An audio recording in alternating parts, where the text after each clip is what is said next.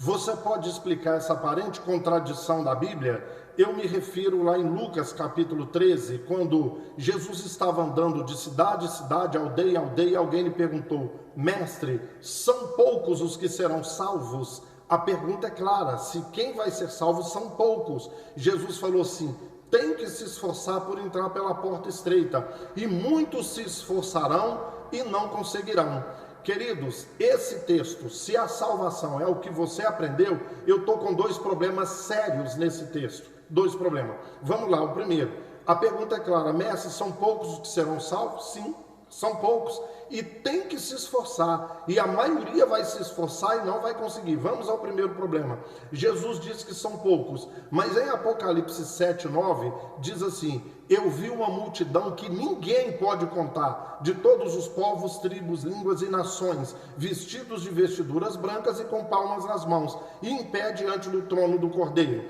Em Gênesis capítulo 15, verso 22, então Deus fala com Abraão: não faça nada com o menino, agora eu sei que você teme o Senhor, e por causa disso, os seus descendentes serão como a areia da praia e as estrelas dos céus. Se você conseguir somar as areias dos 7 oceanos e as estrelas de todos os universos, assim você vai conseguir somar os descendentes, os salvos, os filhos de Abraão, os filhos do pai Abraão.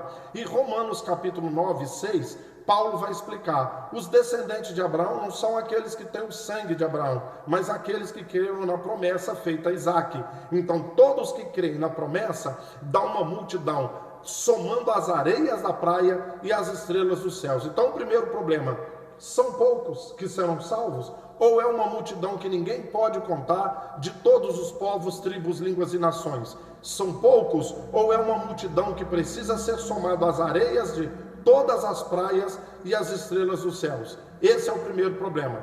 O segundo problema é o seguinte: a gente sabe que a salvação é pela graça. A salvação não é por mérito, não tem nada que eu venha fazer, que você venha fazer, que vai fazer com que mereçamos a salvação. E Jesus diz o seguinte: vai ter que se esforçar por entrar pela porta estreita. E ele não parou por aí. Ele diz mais: a maioria vai esforçar e não vai conseguir. Então a salvação é pela graça ou é por mérito? Eu não apenas tenho que me esforçar, além de esforçar eu tenho que conseguir, porque se eu esforçar e não conseguir, eu não vou ser salvo, entende? Então a salvação é para poucos ou é para muitos? A salvação é pela graça ou é pelo meu esforço, pelo meu mérito? Porque se eu esforcei e consegui, eu tive mérito. Você não esforçou e não conseguiu, você não teve mérito. E se você também não esforçou, você não teve mérito. Aí joga a graça por terra. E agora, como entender? Querido, é simples.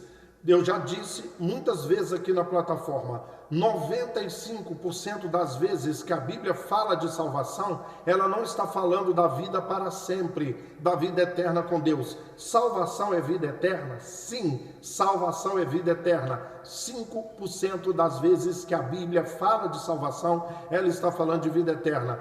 A maioria das vezes, 95%, ele está falando de cura, de saúde mental, de saúde espiritual, de alegria e paz no meu interior, ainda que esteja dando tudo errado, ainda que nada esteja bom, esteja tudo de cabeça para baixo, de perna para o ar, catástrofes, luta, provação para todo lado, mas eu continuo em paz. Como diz Filipenses 4:7, a paz de Deus que excede todo o entendimento, acima do entendimento.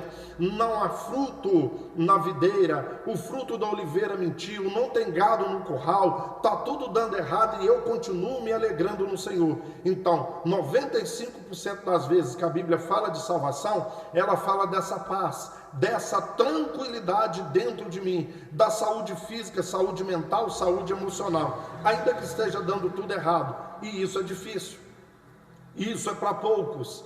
Muitos vão tentar e não vão conseguir, poucas pessoas vão tentar e vão conseguir. Então, querido, preste atenção: toda vez que se fala com um crente de salvação, ele só lembra de vida eterna. Entendeu isso aí? 95% das vezes que a Bíblia fala de salvação, ela está falando da alegria e paz no espírito, ainda que esteja dando tudo errado, ok? Então, mais uma dica para você, mais um aprendizado.